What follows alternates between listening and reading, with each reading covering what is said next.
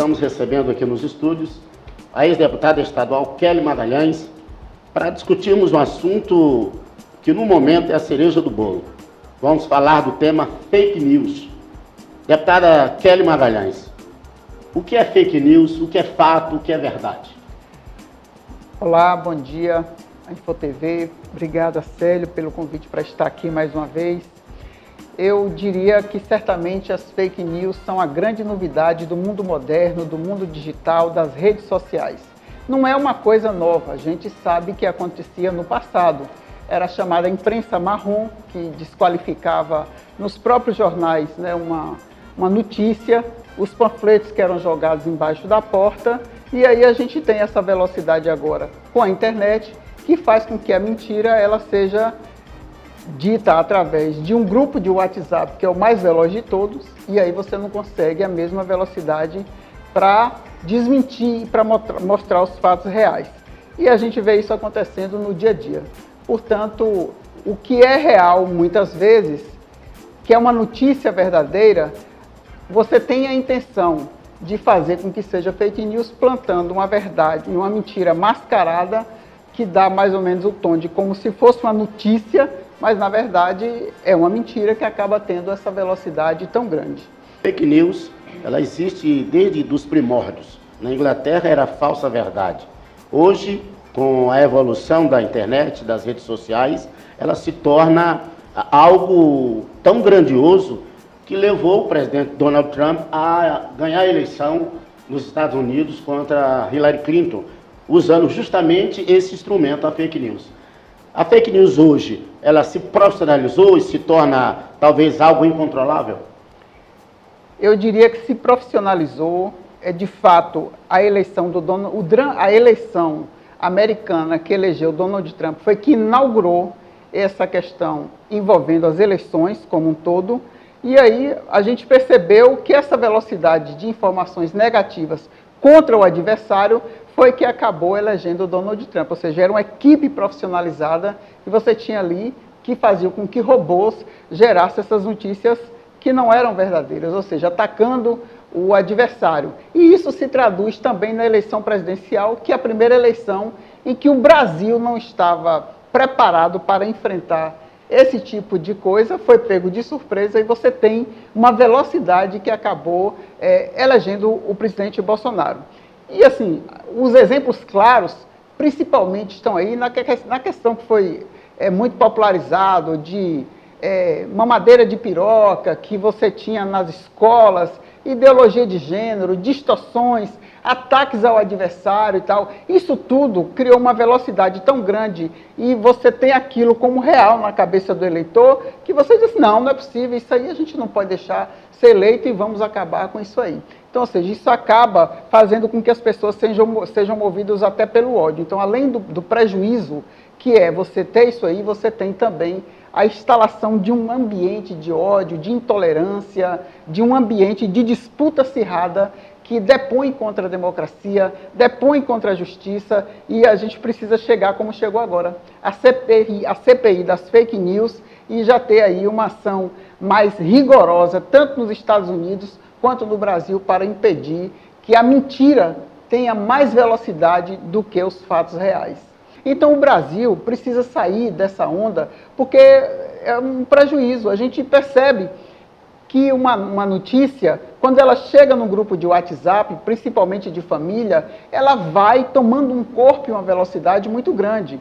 E isso é um prejuízo. E eu vou citar como exemplo.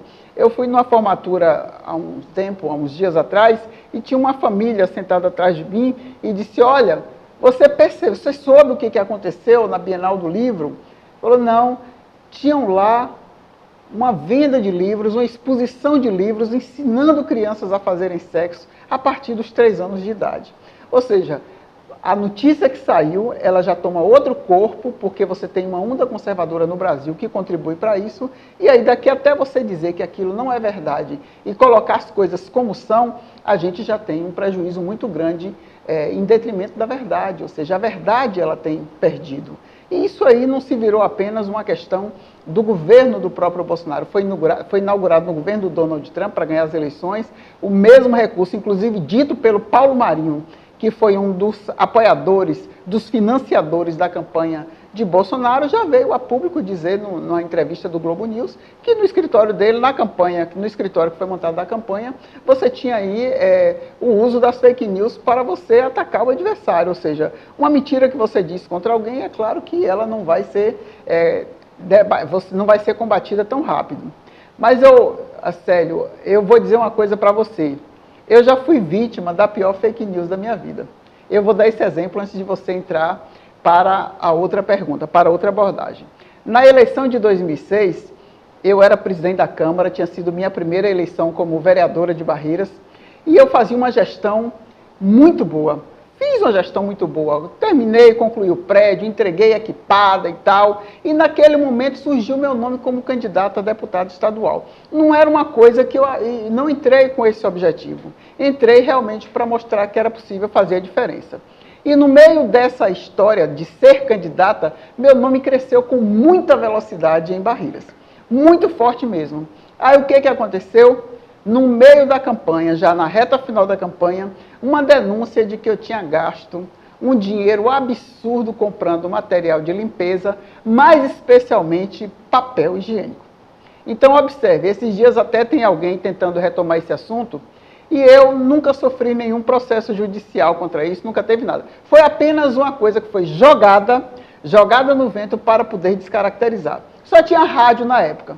Então, eu não tinha a parceria da principal rádio que estava veiculando isso. E eu encontrava com pessoas que estavam fazendo minha campanha e diziam assim, olha, você perdeu votos porque o pessoal está dizendo que você roubou, e roubou papel higiênico e tal, tal.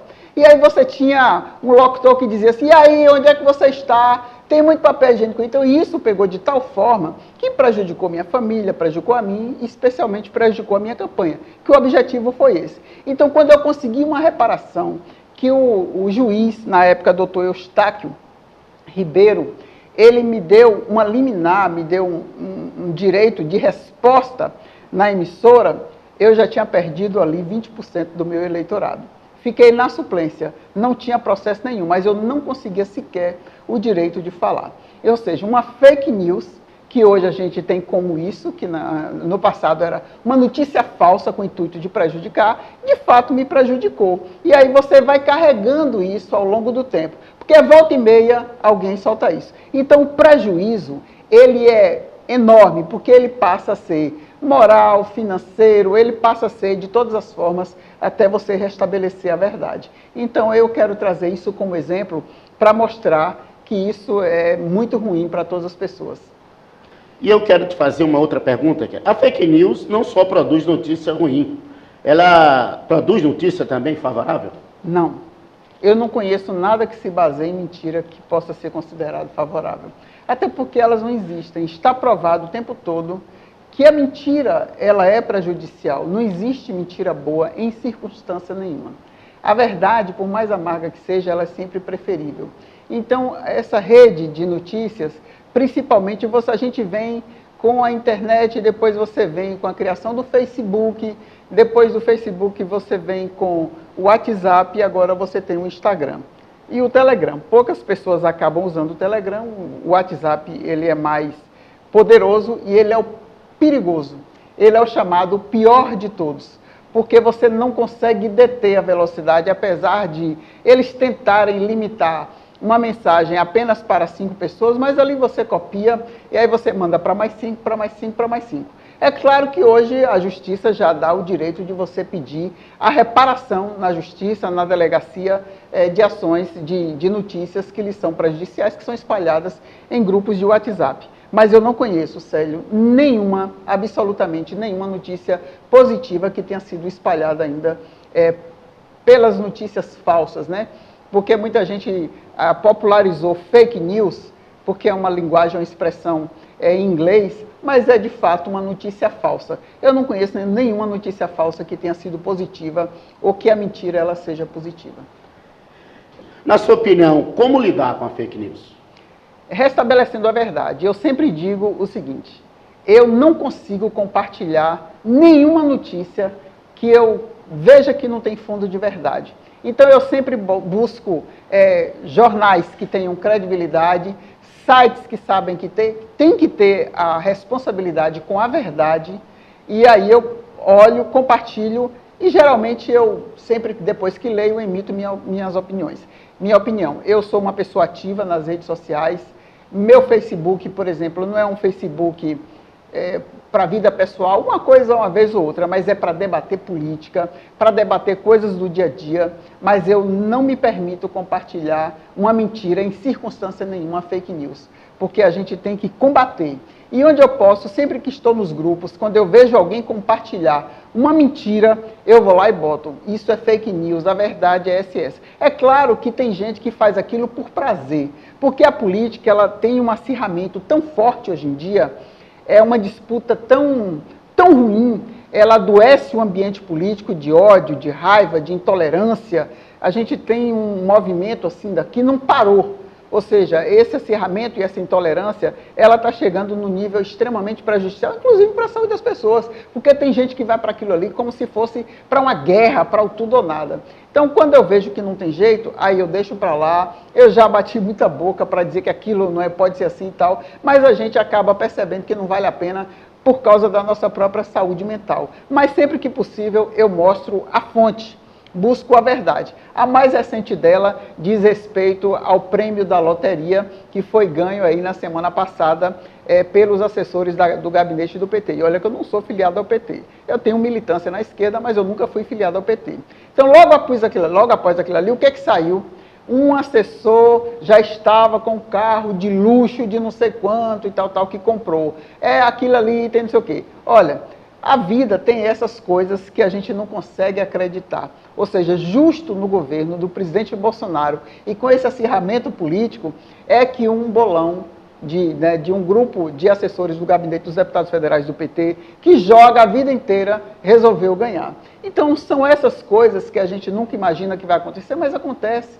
Então, as pessoas traduzem aquilo ali, por causa da política, num ambiente de ódio, de xingamento, de acirramento, que nada engrandece ou melhora a política no Brasil. Muito pelo contrário, ela piora, ela deteriora e a gente acaba vendo que fica mais difícil ainda. Kelly Magalhães, o que você acha, o porquê da fake news ter tomado um tamanho tão gigantesco? É falta de cultura daquele que ainda não sabe buscar na fonte a verdade, ou ver a verdade da notícia, pesquisar se é verdade ou é falso, antes de repassar para os seus amigos? Você acha que é falta de cultura, falta de conhecimento que fez com que a fake news tomasse essa proporção tão grande? Olha, quando eu estava estudando o curso de letras, a gente lia muito Umberto Eco, escritor italiano, romancista, linguista italiano, e ele, mais recentemente, um dos livros que ele lançou, já com o advento da internet, ele diz que com a internet, o idiota da aldeia se tornou o portador da verdade. E é isso, ou seja, a pessoa não sabe. A pessoa, muitas vezes, tem dificuldade, eu respeito isso, porque é uma característica de cada um, não tem noção nem do que escreve, nem do que sabe escrever. Mas ele ouviu alguém da comunidade dizer e ele traduz aquilo como verdade. E aí ele vai escrever no grupo da família, no grupo de amigos, no grupo do futebol, disso, daquilo, e ali vem compartilhando. Então eu considero isso falta de cultura, falta de acesso à notícia verdadeira, à informação de um modo geral. Educação também, eu acho que a questão da educação está muito ligada a isso. E, ou seja, a pessoa tem um ambiente de cultura que lhe permita discernimento sobre o que é mentira, sobre o que é verdade, sobre o que é fato, na verdade, porque essa questão da verdade ela é muito relativa. A minha verdade pode não ser a sua verdade, mas o fato ele é real. Então, muitas vezes, a pessoa não tem acesso ao fato real, a notícia como ela foi dada e, de fato, o que aconteceu. E aí ela vai espalhar como quer. Então, eu acredito que o ambiente que permeia isso é, de fato, a ignorância, de fato, a falta de educação, acesso à informação e uma série de coisas. Então, você tem às vezes, uma única fonte de informação, e aí você tem aquele grupo ali que vai disseminando coisas que não são verdadeiras. Portanto, com essa questão da internet, a gente precisa de uma educação que seja agora revolucionária, no sentido de transformar, no sentido de fazer com que a notícia chegue com mais rapidez. Porque isso prejudica a escola, prejudica o aluno que está na escola e prejudica o professor. Porque agora o professor em sala de aula tem dificuldade de questionar uma notícia, de apresentar um assunto na sala de aula, porque muitas vezes o aluno ele rebate, ele combate. Porque o pai agora é o Google, ou seja, as pessoas já não querem estudar nos livros como antigamente. Ou ele vai saber no Google e formar a própria opinião, ou alguém, ele ouviu dizer de alguém e vai traduzir aquilo como verdade, infelizmente. Distorcer um fato, na sua opinião, seria produzir uma fake news? Há um dito popular que diz que uma mentira contada várias vezes se torna verdade. Você concorda com isso? Não. Nenhuma mentira repetida seguidas vezes, ela vai se tornar verdade. Porque também há um ditado que diz que você pode enganar a um durante um tempo, muito tempo, mas você não engana a todos o tempo todo. Ninguém vai conseguir enganar. E o outro diz, há 3 verdades que a gente não pode esconder. O sol, a lua e a verdade. 3 ditados, esse ditado. Então, assim, quanto à questão dos fatos distorcidos, ela não é uma fake news. Eu acho que o esclarecimento daquilo ali, ele é mais fácil. A fake news, não. A fake news, ela é plantada, ela tem um objetivo, ela está destinada a atingir alguém e ela tem, assim, já um objetivo para alcançar. Seja o político, seja em tragédias como essa e também seja involuntárias, ou seja, você não percebe, você diz que alguém fez um sacrifício com um animal e foi fulano de tal, e aí você vai apontar aquela pessoa vai ser sacrificada, porque aquele ódio tomou conta das pessoas. Então eu acho que está faltando uma coisa no mundo, que é empatia. Está faltando, eu não digo que é solidariedade, mas você se colocar no lugar do outro. Você acha que no momento em que a gente começar a dizer assim, eu estou me colocando aqui no lugar de fulano de tal, eu gostaria daquilo ali? Então não, ou seja, pensar 2 vezes, será que isso é verdade? Será que isso é verdade? Vou pesquisar para saber a fonte. Então essa questão de distorcer os fatos, ela não é uma fake news. E uma mentira contada milhões de vezes, ela vai ser uma mentira. Ela nunca vai se tornar uma verdade. Aqui no oeste da Bahia, o que temos de enfrentar nas próximas eleições? Você acha que vai surgir muitas fake news em relação a tudo que está acontecendo no atual momento político do Brasil, da Bahia e aqui do oeste? Eu acredito que o Brasil, e Barreiras consequentemente, já está mais amadurecida com relação a essa questão de fake news, apesar de que os grupos de WhatsApp ainda são os grandes vetores das fake news, das mentiras propagadas e tal. Mas quando eu estou vendo muitos casos assim, começou a falar muito de alguém, difamar, atacar, vamos para a delegacia e você vai ter que provar aquilo que você diz. Então a gente começa a perceber que esse contorno, ele é diferente, porque quando mexe no bolso da pessoa, quando você tem que pagar um advogado para se defender, quando você tem que pagar uma indenização por danos morais, difamação e calúnia, as pessoas começam também a observar como é que você vai tratar essa questão na política. Então eu acredito que a gente vai enfrentar fake news, mas a gente enfrenta numa questão menor, principalmente com a instalação da CPI no Senado, a CPI das fake news, a gente tem aí um desmonte de uma máquina, de robôs que são colocados aos milhares. Então, assim, Barreiras não tem essa estrutura de montar robôs, como a gente viu que aquele assessor do Donald Trump, o Steve Bannon, que depois veio para o Brasil através do Eduardo Bolsonaro para ajudar na eleição do pai, aqui Barreiras já não tem essa força toda. Você pode ter uma mentira ou outra contada aqui e acolá, mas uma eleição municipal ela não tem a mesma força para ser conduzida por fake news como teve a eleição presidencial, que na próxima eleição já vai ser diferente, com certeza. Portanto, eu acredito que a gente enfrente os temas que são mais municipais, a questão de você repensar a cidade, o que está errado, o que precisa melhorar, qual é a contribuição que cada um pode dar, mas eu não acredito que ela será baseada por tantas fake news. Isso atinge mais, eu inclusive diria que as campanhas proporcionais, as de vereadores, elas tem mais probabilidade do que a de uma campanha para prefeito, por exemplo. Mas eu desejo mais é que a gente tenha paz e que seja realmente uma campanha, né, de debates verdadeiros e saudáveis. Eu não poderia deixar de fazer essa pergunta para você, Kelly Magalhães, que é política nata. Quais as pretensões políticas da ex-deputada estadual para 2020? Célio, eu saí candidata, eu fui deputada estadual, fiquei como vereadora 2 mandatos, presidente da Câmara.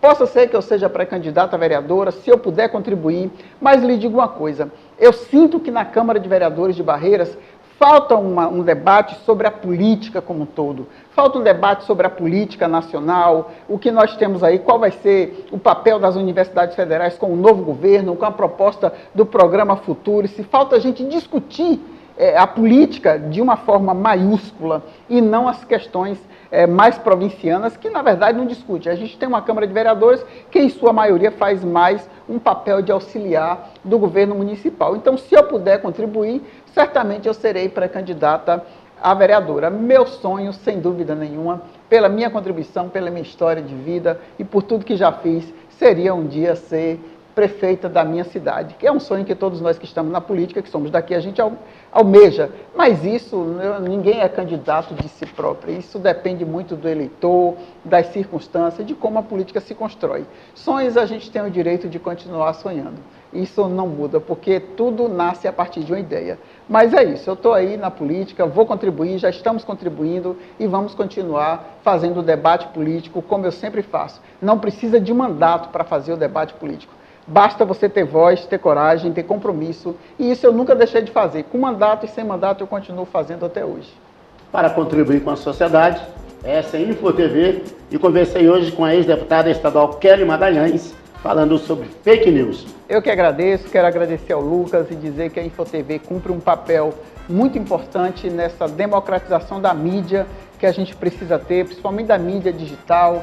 E acho que a internet hoje e as redes sociais cumprem esse papel, e estar aqui mais uma vez falando de um tema como esse, para mim foi importante, especialmente ligado à minha vida, porque eu pude falar agora em grupos de WhatsApp e as pessoas começam a reviver isso, eu tive a oportunidade de falar sobre essa questão do ataque que me foi feito em 2006, sobre a questão das contas que eram feitas pela Câmara de Vereadores.